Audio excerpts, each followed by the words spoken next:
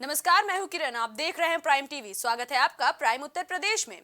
लखनऊ में मदरसा आधुनिकीकरण शिक्षा के प्रदेश अध्यक्ष का बयान सामने आया है। अध्यक्ष अशरफ अली ने अपने बयान में कहा कि बकाया भुगतान योजना संचालन के लिए धरना लगातार जारी है। इस महीने हमारे 4 साथी इस दुनिया से चले गए, उनके परिवार का पालन पोषण कौन करेगा? इसके आगे अध्यक्ष ने यह भी बताया कि 6 साल का वेतन अभी तक इन लोगों को नहीं दिया गया है और अगर ऐसा ही चलता रहा तो वो लोग विधानसभा बापू भवन निदेशालय का घेराव भी करेंगे। 18 दिसंबर 2023 से अल्पसंख्यक अधिकार दिवस के दिन से लगातार निरंतर सत्याग्रह आंदोलन चल रहा है। 6 साल के बकाया वेतन भुगतान के लिए और योजना का संचालन उत्तर प्रदेश सरकार से चालू कराने के लिए। और इस बीच हमारे इसी एक माह के अंदर 4 साथी इस दुनिया से, इस संसार से चले गए। अब उनके परिवार का पालन पोषण कौन करेगा? मैं आपके चैनल के माध्यम से बता देना चाहता हूं कि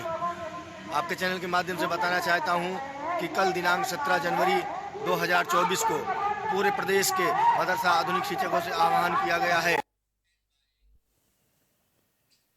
ललितपुर में जिलाधिकारी अक्षय त्रिपाठी की ओर से नवनिर्मित मातृत्व कक्ष का लोकार्पण किया गया। इस मौके पर जिलाधिकारी ने कहा कि मातृत्व कक्ष बन जाने से कार्यालय में कार्यरत महिला कर्मचारियों को काफी सहूलियत मिलेगी। छोटे बच्चों को भी निःशुल्क खेलकूद की सुविधा दी जाएगी। इस आयोजन के समय जिला पंचायती राज अधिकारी समेत कार्यालय के कई कर्मचारी मौजूद रहे।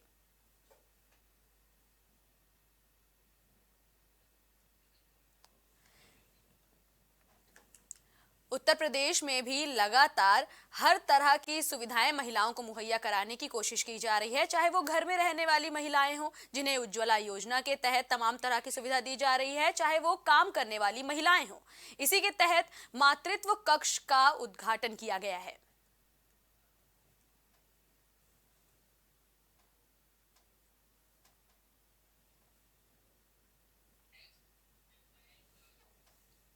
कानपुर देहात में देश का गौरव बढ़ाने वाले 22 साल के अल्ट्रा रनर की दौड़ यात्रा पहुंची है। मध्य प्रदेश के इंदौर से दौड़कर 1008 किलोमीटर की दूरी तय करते हुए कार्तिक जोशी राम जन्मभूमि यानी अयोध्या पहुंचने वाले हैं। 12वें दिन कार्तिक जोशी कानपुर देहात पहुंचे। श्री राम के 14 दिन वनवास को लेकर ये दौड़ यात्रा 14 दिन में कार्तिक पूरा करेंगे। युवाओं को रामायण समेत अन्य पुराण पढ़कर भारत को नई दिशा देने का संदेश भी अंकित ने दिया है। बहुत शुभ होता है।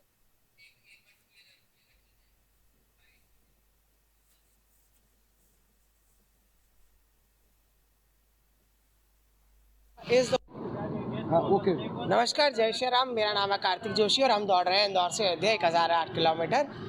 ये 1008 किलोमीटर हमने इसलिए चुना है क्योंकि हमारे साधु सनातन और हिंदू धर्म के लिए 1008 अंक बहुत शुभ होता है। साथ ही साथ इस दौड़ को हम 8 दिन, 10 दिन या 20 दिन में भी पूरा कर सकते थे, पर हम इस दौड़ को 14 दिनों में पूरा करने वाले। यह दौड़ इंदौर से अयोध्या तक की है और इस दौड़ में मेरे साथ पूरी टीम चल रही है, जो मेरे सपोर्ट के साथ साथ दूसरों के और सभी राम भक्त के सपोर्ट के लिए भी यहाँ अवेलेबल रहेगी। और आज हमें दौड़ते हुए 12वां दिन हो गया। पिछले 11 दिन में हम 750 किलोमीटर का सफर तय कर चुके हैं। अगले 3 दिनों में, मतलब आज का, कल का और अयोध्या में 22 जनवरी को भगवान राम की प्राण प्रतिष्ठा हो रही है। वहीं दूसरी तरफ पूरे देश के मंदिरों को भी फूल मालाओं और लाइटों से सजाया जा रहा है। अयोध्या में प्राण प्रतिष्ठा से जुड़े अनुष्ठान भी शुरू हो चुके हैं, जो 22 जनवरी तक लगातार चलेंगे। प्राण प्रतिष्ठा से पहले राम जन्मभूमि परिसर में साफ सफाई की गई। इसी मद्देनजर लखनऊ के मंदिरों में भी साफ सफाई और साज सज्जा देखने को मिली। वहीं प्रभु श्री राम के सेवक हनुमंत धाम मंदिर को किस तरह से सजाया जाएगा, इसे लेकर हमारे संवाददाता ने हनुमंत धाम मंदिर के महंत राम सेवक दास जी से खास बातचीत की। इस मौके पर मैं हनुमंत धाम में मौजूद हूं और यहाँ पे हमारे साथ कुछ श्रद्धालु भी मौजूद हैं। मैं उनसे बात करूंगा कि 22 जनवरी को लेकर किस तरह की तैयारियां हो रही हैं मंदिरों में। आप मंदिर में आई हैं और किस तरह की तैयारियां मंदिर में आपको दिख रही हैं? बहुत अच्छी तैयारियां चल रही हैं, काफ़ी अच्छी सजावट हो रखी है। भक्तों में बहुत ही श्रद्धा दिख रही है, बहुत ही बहुत शांति मिल रही है यहाँ पे। और 22 जनवरी का तो जो है उस हिसाब से घर में काफ़ी उत्साह है सबको, भक्तों को। हम लोगों को खुद ही है, घर में बहुत अच्छे से तैयारियाँ कर रहे हैं, दीपक वगैरह जलाएंगे और जितना यही सब चल रहा है। और यहाँ पे तो काफ़ी अच्छा लग रहा है, काफ़ी अच्छी सजावट हो रही है। मंदिर में आप खुद ही देख रहे हैं कितनी भीड़ हो रखी है, बहुत अच्छा लग रहा है। हमारे साथ और भी कुछ लोग मौजूद हैं, मैं उनसे भी बात करूंगा कि आखिर मंदिर में इस समय जो भगवान राम की प्राण प्रतिष्ठा होनी है 22 जनवरी को लेकर, उस मौके पर यहाँ लखनऊ में किस तरह की तैयारियां, मैम किस तरह की तैयारियां हैं मंदिरों में? मैं भोपाल से आई हूँ। मेरा मायका लखनऊ है, अवध में मेरी माँ रहती हैं। और मैं एक राइटर हूँ। मेरी कई पुस्तकें प्रकाशित हो चुकी हैं और हमने इस अवसर पर अयोध्या में श्री राम के जो भव्य मंदिर का निर्माण हो रहा है और रामलला की मूर्ति का विग्रह स्थापित होने जा रहा है 22 जनवरी को, उस उपलक्ष्य में एक अंतर्राष्ट्रीय पुस्तक निकाली है। मेरे साथ सह संपादन में अमेरिका से रचना श्रीवास्तव है, जिनका मायका भी लखनऊ है। और विश्व के अनेक देशों में जहाँ भी राम भक्त हैं, राम जी के स्नेही हैं, उन्होंने अपनी अपनी रचनाएं भेजी हैं। ये कॉफ़ी टेबल बुक है जिसमें पेंटिंग्स हैं रामलीला के ऊपर और बहुत सारे लेख हैं, रामलीला के संस्मरण हैं। तो हमारे पास पूरा विश्व कवर हो गया है। देखिए, आज हम गिने तो Suriname, America, Canada, Netherland, Spain, England, Dubai, उसके बाद आइए श्रीलंका, नेपाल और जापान, रशिया, इंडोनेशिया, फिजी। तो जहाँ जहाँ रामवंशी यानी हमारे भारतवंशी गए हैं, उन्होंने अपने अपने लेख भेजे हैं। और ये पुस्तक एक अनोखी पुस्तक है और ये आज ही मुझे प्राप्त होने वाली है। इसको मैंने विधा प्रकाशन से प्रकाशित किया मैम है। एक चीज़ ये बताइए कि मंदिरों में किस तरह की तैयारियां आपको देखने के लिए मिल रही हैं? इतना भव्य हम लोग का एक किस्मत है, या हम लोग का एक सौभाग्य है कि श्री रामलला पधार रहे हैं। और हर मंदिर, अब मैं हनुमान धाम में खड़ी हूँ, इतना खूबसूरत बहुत सुंदर मंदिर है श्री हनुमान जी का। बहुत सुंदर स्वच्छ परिसर है और भक्तों में बहुत उत्साह है, सजा हुआ है, रंग बिरंगे फूलों से सुशोभित है हनुमान जी। चलिए ठीक है, हमारे साथ और भी कुछ भक्त मौजूद हैं, मैं उनसे बात करूंगा कि लखनऊ में अभी जो प्राण प्रतिष्ठा अयोध्या में चल रही है, उसको लेकर लखनऊ के मंदिरों में किस तरह की तैयारियां हैं और किस तरह से यहाँ पर भक्तों का जमावड़ा है। हमारे साथ मौजूद हैं जी। आप यहाँ लखनऊ यहाँ पर हनुमान धाम में आई हैं, किस तरह की तैयारियां आप यहाँ मंदिर में देख रही हैं? बहुत अच्छा तैयारियां देख रही हूँ। एक्चुअली मैं गुवाहाटी से हूँ, बाबा के दर्शन करने आए हूँ। बहुत अच्छा लग रहा है। और अभी राम मंदिर के बारे में तो मैं क्या बता, बहुत ही अच्छा हो रहा है अभी, बाकी सब अच्छा है। बाबा 22 जनवरी को अयोध्या में प्रभु श्री रामचंद्र जी की प्राण प्रतिष्ठा हो रही है, उसको लेकर पूरे भारत के मंदिरों को सजाया गया है। तो आप यहाँ हनुमान धाम में आई हैं, किस तरह की सजावट देख रही हैं और किस तरह आप, कैसा लग रहा है आपको? मुझे बहुत अच्छा लग रहा है, अच्छा सजावट है और बस बाबा की कृपा है। राम जी का मंदिर बन है तो मुझे बहुत पसंद है, बहुत ही अच्छा लग रहा है। देखिए, हनुमत धाम लखनऊ के प्राचीनतम हनुमत स्थानों में से एक स्थान है।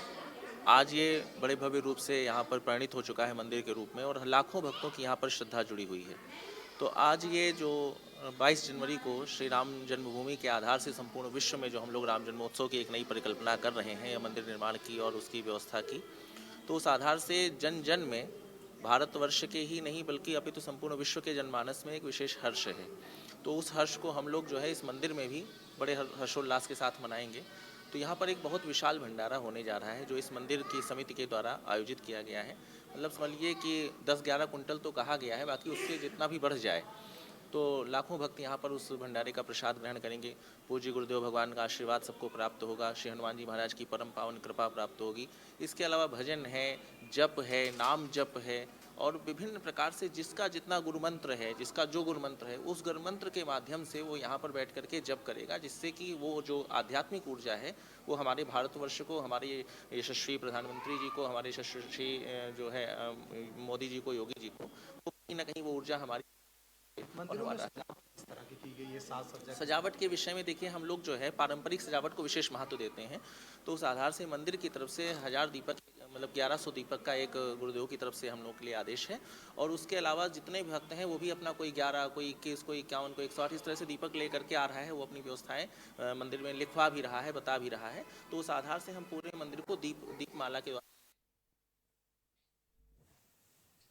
मिर्जापुर के मां विंध्यवासिनी के धाम में भागवत कथा करने आए मानस महाराज ने प्रेस वार्ता की। इसके जरिए उन्होंने अयोध्या में प्रभु श्री राम के प्राण प्रतिष्ठा को लेकर बड़ी बात कही।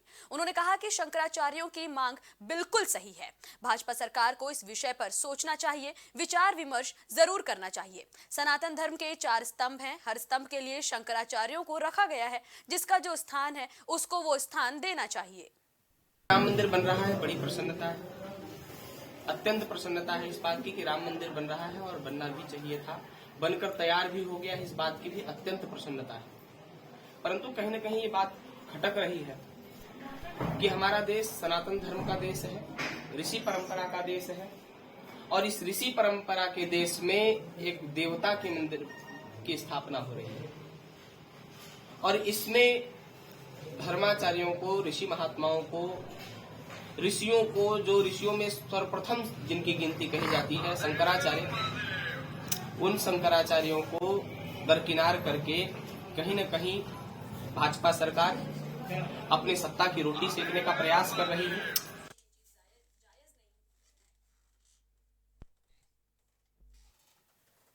महाराजगंज में अंतर्राष्ट्रीय हिंदू परिषद के संरक्षक प्रवीण तोगड़िया का धन्यवाद संपर्क अभियान के तहत आगमन हुआ, जहां उनका कार्यकर्ताओं ने जोरदार स्वागत किया। इसके बाद प्रवीण तोगड़िया ने 1992 में बाबरी मस्जिद के आंदोलन में शामिल कार सेवकों को माला पहनाते हुए प्रशस्ति पत्र देकर सम्मानित किया।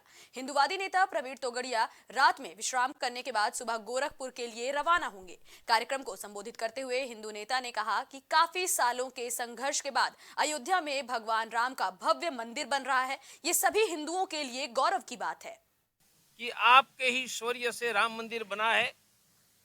पूरे उत्तर प्रदेश के अधिकांश जिलों में जाऊंगा और जहां मैं नहीं जा सकता हूं, वहां घरों में जाकर कार सेवकों का सम्मान करने का कार्यक्रम हमारे कार्यकर्ता कर रहे हैं। 22 तारीख को सीमित लोगों को बुलाया है, इसलिए सभी कार्यकर्ता सेवकों को जिनको अनुकूलता है 24 जनवरी को भव्य राम मंदिर में दर्शन करने के लिए निमंत्रित किया है। जो कार सेवक आएंगे।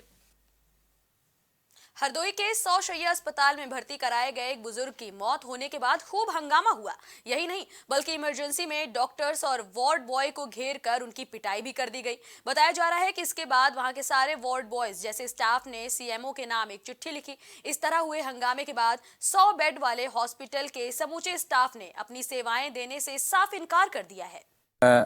आए और उनके द्वारा हम लोग जो ड्यूटीरत थे उनके साथ मारपीट की गई। इसकी सूचना हमने यहाँ के अधीक्षक और सीएमओ साहब को दिया है, परंतु अभी तक कोई कार्रवाई नहीं हुई है। उनकी जब तक गिरफ्तारी नहीं होती है तब तक हम लोग ऐसे ही बैठे रहेंगे, कार्य नहीं करेंगे। क्या वजह क्या थी, जो लोग थे और कौन लोग थे, क्या कुछ पहचान? ये लोग नज़दीक के ही गांव के ही हैं और इससे पहले भी इनके द्वारा इस तरह की घटनाएं यहाँ पर की गई थी, जिसकी सूचना पहले भी जा चुकी थी अपने उच्च अधिकारियों को। और कल की घटना यह थी कि एक मरीज इसी गांव का आया और उसका इलाज किया गया। इलाज करते समय ही उसकी डेथ।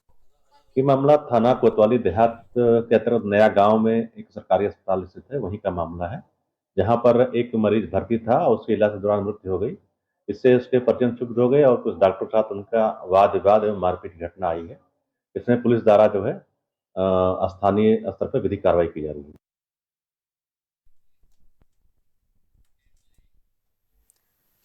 खबर मिर्जापुर के अदलहाट थाना क्षेत्र की है, जहां मादक पदार्थों की तस्करी करने वाले दूसरे राज्य के तस्करों को पुलिस ने गिरफ्तार किया है। आपको बता दें, अदलहाट थाना क्षेत्र के कौड़िया ग्राम के पास वाहनों की चेकिंग के दौरान पुलिस ने ट्रक को रोककर चेक किया, जिसमें 370 पेटी लगभग 3300 लीटर अवैध शराब बरामद की गई है। पुलिस ने ट्रक चालक को गिरफ्तार करते हुए जेल भेज दिया है। वहीं इस तस्करी में और कितने लोग शामिल थे, इसका पता लगाने में पुलिस जुटी हुई है। एसपी सिटी ने पीसी करते हुए इस मामले का खुलासा किया और बताया कि आरोपी हरियाणा के सोनीपत से शराब लाकर ये झारखंड और बिहार के रास्ते ले जाकर बेचने वाले थे। 50 लाख की कीमत की शराब और डीसीएम बरामद किया गया है। जालौन में पुलिस और शातिर बदमाश के बीच एक बार फिर से मुठभेड़ देखने को मिली है, जिसमें बदमाश घायल हुआ है। ये शातिर बदमाश लुटेरा गैंग का सदस्य बताया जा रहा है, जिसने चलती हुई बस में लूटपाट को अंजाम दिया था। इस मामले में अब तक 6 बदमाशों को पुलिस ने गिरफ्तार करते हुए जेल भेजा है। वहीं यह भी बताया जा रहा है कि गिरफ्तार आरोपी पर पहले से ही कई आपराधिक मामले दर्ज हैं। कौशाम्बी में एक किशोर ने घर के अंदर फांसी लगाकर अपनी जान दे दी। वहीं ग्रामीणों का कहना है कि युवक गांव का ही एक युवती बताया जा रहा है कि युवक गांव का ही रहने वाला था, जिसका गांव की ही एक युवती से प्रेम प्रसंग था। इसकी जानकारी परिजनों को हो गई, जिसके बाद युवक ने घर के रास्ते कमरे में घुसकर फांसी लगाकर अपनी जान दे दी। मामले के बाद से मृतक के परिवार में कोहराम मचा हुआ है। वहीं सूचना पर पहुंची पुलिस ने शव को पोस्टमार्टम के लिए भेज दिया है। सर यही है कि हम शुरू से थे नहीं, उसके बाद जब जिस दिन लड़ाई कर डाले लोग, मोबाइल से फ़ोन बात किए थे, इसी की वजह से ये सारा मामला उठा और उसके लड़की वाले पकड़े उसको। उसके बाद लड़की को ले आए यहाँ, मारपीट, उसको भी मारे और लड़की को भी मारे। ऐसी बात नहीं थी, लेकिन ये रोज़ाना मतलब वो लड़का मारपीट कर दिए तो वो भाग गया था। उसी के चक्कर में वो भगा रहा। हम उसको बार बार वो कह रहा था कि ढूंढ के ला दे यार, ये चीज़ का नहीं, हम कंप्लेन कर रहे हैं थाने में। हम कहा चल ठीक है, कंप्लेन मत कर, हम लेके आ रहे हैं।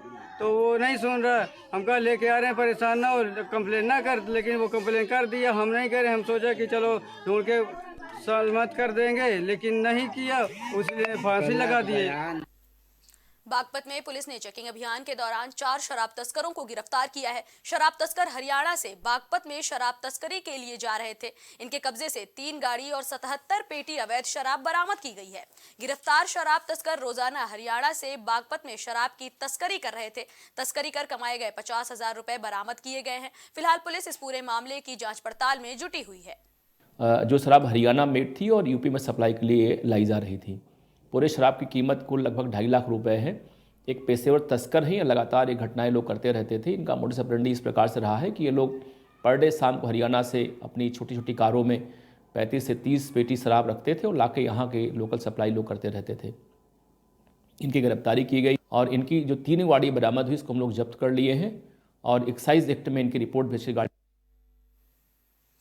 गाजियाबाद में क्राइम ब्रांच टीम ने 4 शातिर कार चोरों को गिरफ्तार किया है। इनमें से 2 आरोपी राजस्थान के रहने वाले बताए जा रहे हैं। चारों ऑनलाइन डिमांड के हिसाब से दिल्ली एनसीआर से कार चुराते थे और राजस्थान में बेचते थे। पकड़े गए 4 आरोपियों में से एक ट्रक ड्राइवर का काम करने वाला है। इनके कब्जे से पुलिस ने 4 लग्जरी कार्स भी बरामद की हैं। ये बेहद कम पढ़े लिखे हैं, ऐसे में लग्जरी गाड़ी जो कि हाई सिक्योरिटी से लैस होती है, उसमें तमाम तरीके के तकनीकी सिस्टम दिए होते हैं, तो उसको कैसे तोड़ लेते हैं और कहाँ से इनको ये ट्रेनिंग मिली है? क्योंकि ये गैंग जो है ऑलरेडी इसमें कुछ गैराज भी कुछ लोग खोले हैं, कुछ लोग गाड़ी चालक थे, तो इस गैंग में और भी सदस्य मतलब पूर्व में हम लोगों ने और भी गिरफ्तारियां की हैं। तो जैसे एक आदमी ट्रेंड हुआ तो वो बाकी को ट्रेंड कर देता है, तो वो सारा सिस्टम सेट है। और ट्रेनिंग ये लोग लेने के बाद से, चूँकि इसमें ईजी पैसा है और 15 मिनट से ज़्यादा लगता नहीं है गाड़ी चोरी करने में और अच्छा दाम मिलता है। जैसे अभी जो बरामद हमारी गाड़ियाँ हुई हैं, इनोवा क्रिस्टा है, ब्रेजा गाड़ी है, क्रेटा गाड़ी है और एक i20 गाड़ी है।